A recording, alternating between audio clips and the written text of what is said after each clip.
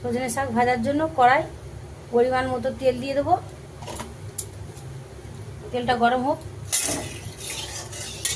জন্য সজনে শাক ভাজার জন্য ফোড়নে দেবো শুকনো লঙ্কা 2 পিস আর গোটা জিরে দিয়ে দেবো রসুন।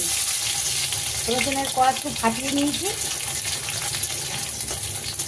গরম ভাত দিয়ে এই শাক ভাজাটা দিয়ে দেবো কুচনো পেঁয়াজ।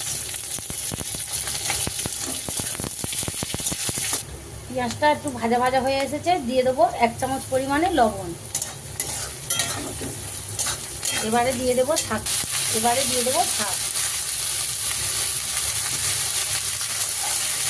সজনে শাক দিয়ে ঘন ঘন নাড়তে হয়। সেই গন্ধ। পেঁয়াজ আর রসুন আছে, 1 চামচ হলুদ গুঁড়ো। আগে এরকম করে নাড়তে হবে, নাহলে সজনে শাক বেলা হয়ে যায়। সজনে পাতা একটু খেতে খুব সুন্দর সেন্ট। একদম সজনে পাতা যেরকম ঝোল ফুলিয়ে